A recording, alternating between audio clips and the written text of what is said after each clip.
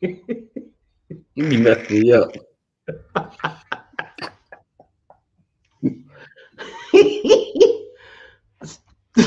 Stop. All right, I'm ready. Wait a second. This is important. Welcome back to PGI Special Edition with Mr. Eddie Gage. He is co owner of the Arizona Scorpions, as well as Hall of Famer strong safety that we have been trying to convince to come out of retirement, but he will not do so. What's going on, Eddie? How are you doing? Chilling. What's going on with you? Doing pretty good, man. Doing pretty good, especially after that win last night. It was good to kind of feel the opposite, as Yeah. Arizona has been in the struggling, it's been kind of struggling this season. So, my first question to you is what are your thoughts about last night's game versus LA? It was good to get the run game going. Chad reached out, who was calling the game, and asked me the keys to winning the game. I told him three things. Number one, run the ball. Number two, stop the run. Number three, effectively rush the passer. And number four, uh, keep turnovers to a minimum. I thought we did a good job of that. Uh, LA did have their moments with the run game, which was to be expected because I saw the same thing in Sims. I think the tailback got like 98 speed or some crap like that. So, but overall, I was pleased with the performance. Awesome. And I would also want to know, because I've been seeing this a lot, what's going on with Arizona? Why are they playing so differently from even last season? So, can you shed some insight on what has changed from last season, maybe on the offensive side of the ball, because I have been noticing that, the mistakes have increased, missed opportunities on defense. Defense has actually been holding its own, but there are moments where we have missed opportunities on that side of the ball too. So, what's changed? Number one, turnovers. That's probably one, two, and three. All season long, we have had this turnover bug, and it's bitten us time and time again. Some of those were my fault. I got to admit, I got to point the finger at myself. I am the head coach. I make the plays. I put the plays in, and we don't always execute them. And sometimes there have been times I've been asking you guys to do things that, you know, I probably shouldn't have. I thought I could get away with, but did not. Some of those plays were the same things that worked last season, so I'm not sure what's going on there. But ultimately, it's on me to fix that problem. It's been a problem all year, and the bulk of my time this off season is going to be spent trying to fix that problem because in seasons past, we've been one of the teams who turned the ball over the least, and this season, I think we entered this game as I think second most turnovers in the league. So it's amazing we even 5-6 right now, given just knowing that fact. So, but it is what it is. That's 1, 2, and 3 for us is trying to eliminate turnovers for Mm. sure. On another note, when players announce their retirement, do you think that there should be a period of retirement announcements? Because let's say if a player decides that they want to retire in the middle of the season, do you Mm. think that it will Do you think that it would have a negative impact on the psyche of the team for someone to announce that they're leaving so early? Should they wait to the final game? Should they wait to the latter part of the season? Like, is there a correct time period for that announcement, in your opinion? I don't think there's a right or wrong answer, but I think it all depends on the team. It depends on the maturity or the veteran leadership you have in your front office. It depends on the players. Do you have a veteran staff in there? Do you have a bunch of young players, a mixture of both, or things like that? If you have a veteran team such as ourselves, I don't think it matters because while it's always going to be a downer seeing someone leave, no one wants to see their players retire when they are returning next season because they're going to be without them and they've grown to be a part of them. They share stories with them. Like, well, I'm not sure about every team, but such as us, we share personal stories with each other about our lives and things that's going on, personally behind the scenes that most of the league don't know about. And it's always hard losing players that you share that kind of relationship with. But I think if you have a veteran staff or veteran team, and not to toot our own horn, but I think a team such as ourselves, that's not as much of an issue as it may be for others because we've been around the block. And while some teams may be thinking, man, so and so's retirement could be we tired of losing or whatever the case may be, they know what we bring to the table. They know the level of success we've had, and they know that although we're having a down season this season, we have high expectations around here, and we'll be back. So I think for us, it doesn't matter as much as it may, be a factor for other teams. Okay. So you're a content creator for the Simulation Football League, and you have the Streets to Talking. And you, as well as your co-hosts, whether it be Chad or whether it be Brett, Or have T-Pat, been known, or huh? BJ, or Or T-Pat, or BJ, BJ. T-Pat Yeah. recently. Yeah. You guys have been known to be very critical of teams, of Mm-hmm. coachings, of players. So now that the Arizona Scorpions are kind of on the latter part, we're not really doing what we would normally do. We're not really performing the way we would normally perform. How do you feel about that now kind of being turned around on you in a sense?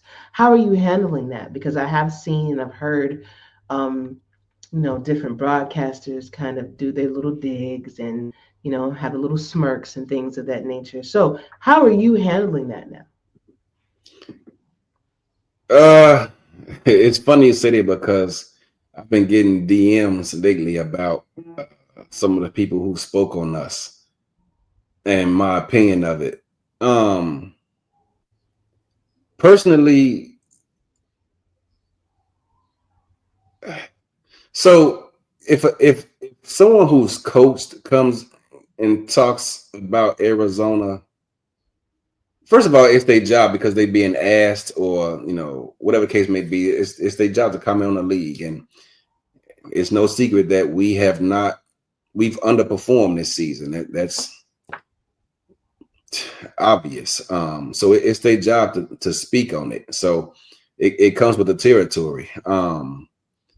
But I take it, and this isn't a knock on those who don't, but when coaches speak on it, or people who used to coach, like Gerald, for example, when they speak on it, or maybe I should say successful coaches, people like Gerald, who's had success coaching in this league, people like, T-Pat or whoever else, that has had success, when they comment and they have a history of winning, not just a season or two or whatever, but when you have a long-standing track record of success, when you speak about our failures and what we coming up short at, you best believe I'm out there with a pen and pad. Okay, repeat that one more time. I need to do what? Get rid of who? Okay, take this play out. Do more of this. Okay, but I'm writing that down. I'm making mental notes because I respect their opinion because they've won. But when people such as, and I hate to even, well, why not? I gotta defend my guys, but Mike St. Green came out, I think the last show, whatever the heck it was, talking about our lack of a run game and how Brad Jones is underperforming. It's not that he's underperforming; he's averaging four whatever yards a carry. The issue is this season we're feeding not just Brad and DJ, but we're also feeding Bismarck Wright, who, so we got three guys in the backfield we're trying to feed. Yes, we may not be getting the productivity from Brad, but we're top 10 in the SFL in rushing yards a game. So do some research because people listen. I tell people, I tell podcasters this all the time. I tell people who have a microphone all the time, whether it be in the SFL or in life. If you have a microphone and an audience, people sometimes you can be right or wrong, politicians included. They while they run their mouth and people believe it. Do some research. Mike St. Green talking about our lack of a running game. We top 10. What else you want? We Yeah. not going to be, of course, yeah, we're not top 3, but we top 10. So I think that's okay. Top 10 is just fine. It's You know, so so yes, Brad Jones may not be getting the bulk of the carries, but that's because in seasons past he split those carries with just DJ. This season he right. split those carries with DJ and Bismarck. So I got 3 people back there I'm trying to feed, plus 4 wide receivers. Everybody not going to be happy. I'm trying to keep everybody happy. Sometimes it's to my own detriment because it may, result in win or losses or whatever the case may be. But that's my job to fix. So it is what it is. And as far as Tyler going off, I'm not sure why he was so doggone passionate about it. We reached out trying to recruit him twice, and twice he told us we were his, or at least the second time he told us we were the top team on this board, only for him to go somewhere else. So I'm not sure where that energy suddenly came from, but it's whatever. Like I tell my locker room all the time, listen, the only opinion that matters to me is y'all. The day y'all come to me and says, Eddie, I've been here for a minute and you're not getting the job done. The day my locker room come to me and say, Eddie, it's time to find somebody else because you're not getting the job done. That's the people I listen to. Anybody outside of that, their opinion, if they're a coach or something, a coach I respect, and they say, Eddie, you might want to consider getting some help or stepping down, let somebody else do it. That's one thing. My locker room is one thing. But someone outside of that, their opinion, yes, as you know, I wear my heart on my sleeve. So yes, I hear everything. And while it might affect me in a moment, sooner or later, cooler heads are gonna prevail. And I don't know if Tyler was even serious about that. I don't know if he's just doing that for the camera or whether he meant it. I don't know. You have to ask him. But it is what it is. I don't pay much attention to people who don't coach. Yes, I'm gonna listen, but that's about as far as it's gonna go. If you're not out there grinding and you don't understand, if you haven't lived that struggle of coaching while trying to win games and keep people happy who pay to be here, it's whatever. Nothing against Tyler, speak your mind, bro. That's what you here to do, but it's whatever. Just curious about that.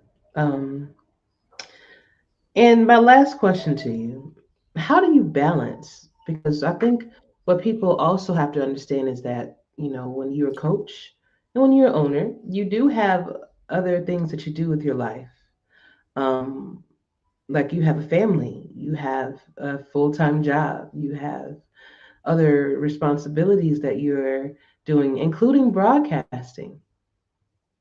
So I'm wondering, how do you find the time to balance everything, including scouting and coaching? Because that is a lot for one person to take on and still be effective Mm. in all of those areas. One, I gotta thank my wife first and foremost. Um, Mhm. she knows how passionate I am about this hobby, and she allows me to do what I do. Before I took this on, I was at a motorcycle club, and I spent probably just as much time in it, especially when I was in Chicago and the weather was nice. I was out riding. My guy, we was like 20, I think 24 deep. So I spent a lot of time out there, bending corners on that bike, man. And she was always nervous, texting me every hour, hey, you good? What's going on? Because I was out there popping them willies and everything else. But See? so this hobby, keeps me in the house, so to speak, where I'm quote unquote safe and all that. So she embraces it, and she accepts it. But real talk, I'm thinking about not broadcasting next season because I actually quit once and came back on my own accord. And then the second time I tried to quit, Mike Daggs hemmed me up at the convention and pretty much told me I couldn't quit. And so I came back. But I'm thinking about stepping away from it because, Yes, I know it's only an hour and a half, but that's an hour and a half I could be doing scouting, spending time with my family and stuff like that. So I don't know. I got to think about it, take a hard look at that again, because I do get tired of spending so much time on the SFL. Don't get me wrong, I love the SFL, but sometimes I need to walk away from it too to stop myself from going crazy sitting in front of this computer, staring at this damn screen. My eyes going bad. You know, I'm getting older now, so pretty soon I have to get some bifocals or something. But you know,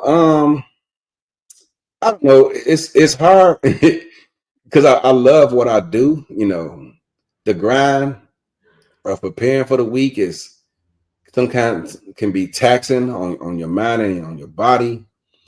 But when you go out there and you get that W and you see how happy your locker room is, man, it makes it all worth the while. So it's just about finding that balance, man, and making sure you're taking time to step away. So that's what I'm trying to do. Well, I'll tell you what, your country accent will definitely be missed on that It's broadcast that you did this not afternoon. country. My dad is from Arkansas, where he moved to Chicago when he was a kid. My mama's from Chicago. I was born and raised in Chicago, South That may Side to be my the case, side. but there was a lot of migration from the south to the north. So A you lot hear of a people in lot of Chicago moved from Georgia, from Arkansas, Tennessee, and everywhere else, and moved up that's there. I wish they'd have moved somewhere south where it's warmer, but they decided to go north to where it's try to. colder. Like, damn, y'all could have moved to like LA or something like that, man. Why you got to move to Chicago? It's cold as shit up there. You're not gonna live up there. I mean, I miss the food. Summertime shot ain't nothing like it. Ain't there is not a better place in the world to be than Chicago when it's nice I outside. agree. No better place. That I do agree. Going to the Taste of Chicago was actually a wonderful experience. Yes, So, yes. but I want to thank you so much for taking some time out to, address some of the questions, some of the hot topic questions that were kind of circulating around the Scorpions and, um, you know, quote unquote coaching ability. Thing is, as being, and I'm going to close with this, as being a member of the Arizona Scorpions since its conception, I've never wavered in my faith in you to be able to be successful. And it life is an ebbs and flow. So sometimes you're on the positive spectrum, sometimes you're on the negative side of it. So it's all about how you bounce back. And you always have been resilient. You've always been a fighter, and failure is not an option. So Failure is not I an know that option. you'll get back in there. I know that you'll get back in there, and I know that you'll get it done for us because we believe in you. So Appreciate it. don't ever second guess yourself, coach. You deserve the trophy that we gave you. Don't ever think that Man, I you thought about don't giving that because mug back at one point, man. you nah, Where the trophy at? Oh, there it go. nah. Thank you, man. Thank you so much for your time. Really appreciate it. And see you next week. For sure. All right. Thank you so much for watching, everybody. Y'all have a good day.